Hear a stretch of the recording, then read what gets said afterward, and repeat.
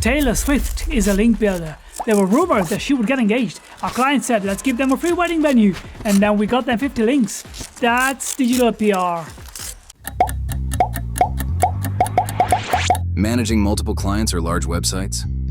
Automate your SEO with Ali AI. Start your free trial now. Wix Studio, one end-to-end web creation platform for your agency to deliver exceptional work with absolute efficiency.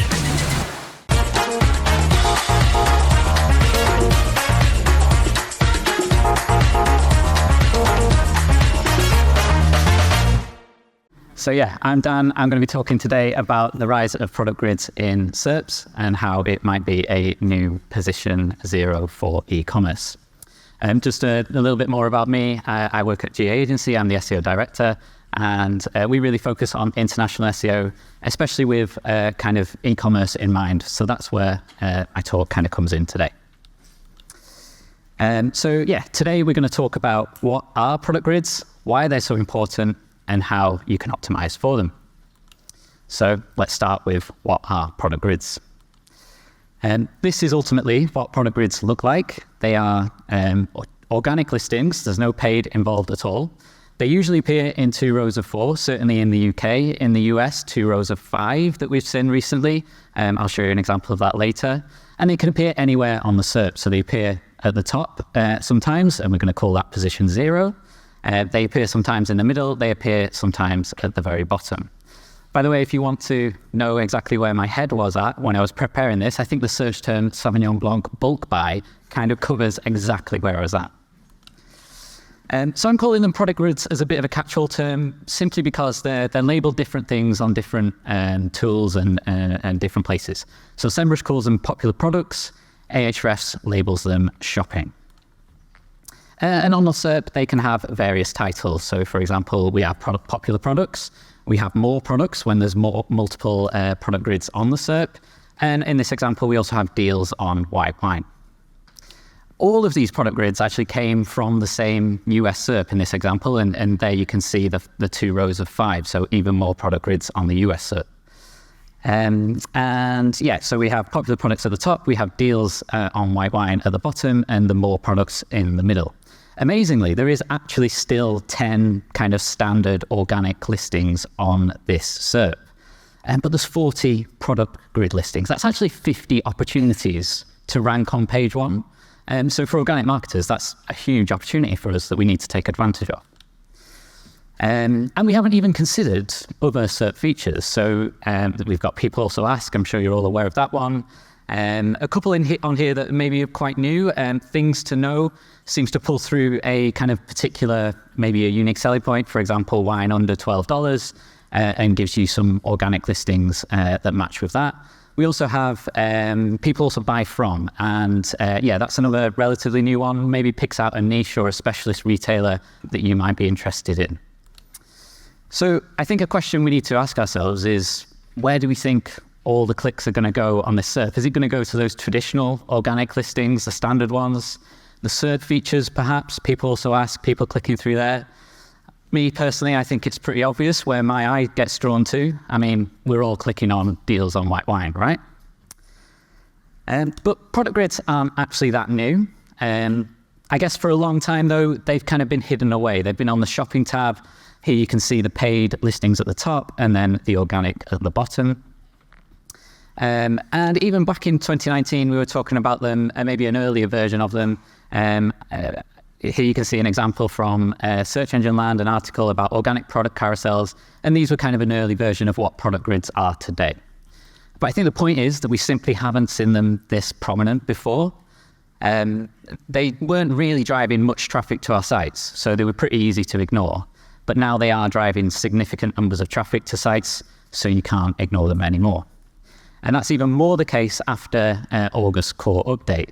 And this is data from SEMrush's sensor, and we can see that in the US, where they're the most prominent, they're appearing for around 12% of searches before the core update, afterwards around 15% of searches. But just look at the UK and European markets, and they've gone from appearing up for around 2% of searches, all searches, to now appearing between 10 to 15%. Japan, a little bit less. So, but again, you can see that increase. So from around 2% to 4%. Now, that last slide was all searches, but if we narrow that down to shopping intent searches, we can see even bigger kind of numbers and visibility for product grids. So Italy, for example, almost 70% of shopping intent searches have these product grids displayed on them. UK and US, not too far behind. Germany, Italy, and France, Germany, Spain and France, around 30%. And you can see the split between desktop and mobiles roughly similar as well across those countries. So I think the key message I'd like to get across really is that if you are an international brand or if you work on international brands, you do really need to be monitoring global SERPs. They are different from country to country. So now we've kind of talked a little bit about what product grids are. I think now we just remind ourselves on what is position 0. Originally, it was kind of coined essentially as another name for featured snippets. Featured snippets sit above organic listings.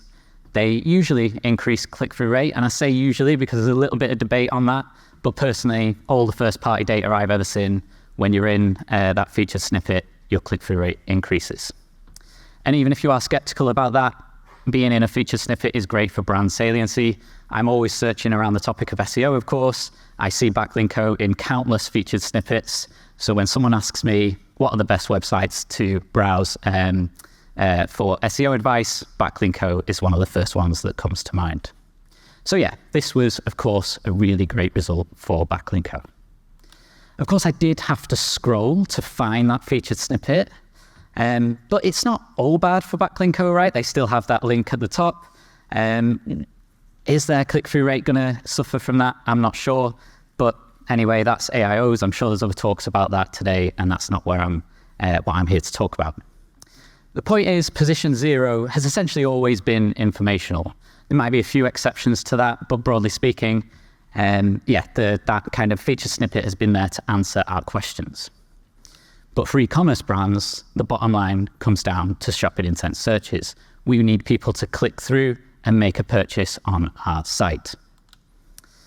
And this SERP, for me, completely changes the game for e-commerce brands. Now, the brand in position 1 there, Breaks, is a big UK wholesaler. If you're looking to bulk buy food and drink, that would be a very good website to go to. But what % of clicks do we really think Breaks is going to get from position 1 here? I certainly don't think it's going to be 27%, as backlinko suggests in this graphic. Now, I talked very highly of backlinko a moment ago, but I do think they need to update this guide. And the reason I can say that so confidently is because the click-through rate we're seeing on product grids is simply off the scale. We've got 30% click-through rate. We've got 60, 70% click-through rate. So that's huge. And you might look at that and think, well, he's probably hiding branded queries there. Of course, people are clicking through. I wish I could show you, but they're not. They are unbranded queries. So the message is simple. Position 1 simply isn't going to be good enough anymore if these product grids are appearing above them. You need to be in position 0. So just to recap a little bit on product grids as well, because I just want to say they aren't product snippets. That's sometimes maybe a confusion. Product snippets just sit underneath organic listings, kind of the standard organic listings, pull-through pricing, availability reviews, things like that. And the reason why there might be some confusion is because in Google Search Console, product grids are labeled as merchant listings, not product snippets. And essentially, if you can't see merchant listings under the search appearance tab, you aren't going to be ranking in product grids. So if I had access to the Google Search Console for Breaks website, who were ranking in position 1 but not in the product grids, this is probably what I would see. Product snippets, but no merchant listings. So just to briefly recap what we've seen so far. Product grid visibility is increasing rapidly, especially after that August core update. The click-through rate can be extremely high for product grids, and position 1 simply isn't going to be good enough anymore if those product grids are above them. So let's just take a quick closer look at product grid functionality. Apologies. So clicking on a new tab on a product opens up a new tab on the right-hand side. And usually you can purchase from multiple stores. If Google finds that the same product is for sale on Amazon as well as other websites, it will display multiple websites. So in this example, you can see Secret Bottle Shop is also listed. It's not actually in the product grids, but Google's picking out here, and it's actually cheaper than Amazon, so it might be stealing a little bit of traffic from Amazon here. In another example, we have reviews on this Fine Wine Direct, I think the website's called. And there's over 500 reviews, so a huge amount of reviews. But there's only one place to click through. You can see visit site there, so there's only one site. If we do actually click through to that site, there's actually no reviews on Fine Wine Direct's website at all. So what's going on here? Well, if we go back to the SERP, we might be able to kind of figure that out. We've got a review here from vinitis.co.uk, and that review is great, 4 out of 5 stars, fantastic. But vinitis.co.uk, they're not in this product grid. They weren't available as an alternative merchant to buy from. So what's going on? Well, let's double check the website. We go to Vinitis, we find the same product. The product review is there. Well, I couldn't help but think, what would the CEO of Vinitis think about this? They spend their marketing budget generating reviews. They publish those reviews on their website. And then their SEO teams try to get their website ranking highly. I certainly wouldn't want to, well, I started to struggle to think what the CEO of Vinitis would think.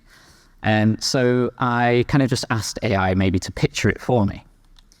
I think that's pretty accurate kind of depiction of what a CEO would think if their reviews that they spend money on are now being used to help advertise the same products that they sell on an alternative website. So, why isn't Vinitis listed, but its reviews are? The answer pretty much lies in the structured data. On Fine Wine Direct, you can see we've got merchant listings in their structured data. On Vinitis, no merchant listings. But they do have the review snippets marked up. So that's why the review snippets are being pulled through onto that Fine Wine Direct listing in Google SERPs. And here you can see that review in structured data form. And yeah, there it is. So how do we optimize for product grids? First and foremost, you need valid merchant center listings in Google Search Console. So here we got a great example. This brand's got over 4,000 valid merchant listings, and the blue line is the impressions, and you can see that's just been steadily increasing over the past few months. You also need to leverage all data on the product pages in structured data and on your merchant center. So that can be things like the reviews, of course, shipping information, product availability, returns information, and pricing and discounts as well. And I would highly recommend, if you can, get access to Merchant Center. Sometimes it's something that the paid team manage, but if you can get access to as well, I would recommend. So in this example, for instance, we have the deals on white wine product grid. You're only going to be able to rank in there if you actually do have a deal.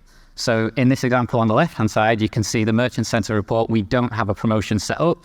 We will find it very hard to appear in the deals product grid without a promotion. But there's lots of other really good information there. You've got shopping experience, return experience, I think, image information, and all of that will go into the product grid ranking. You also need to include keywords in all product title opportunities. So that is your Merchant Center feed title, the product name you have on your product page, your product page title tag itself as well, and the structured data product name. Okay, so how do we track performance in product grids? Well, it's not so easy, unfortunately.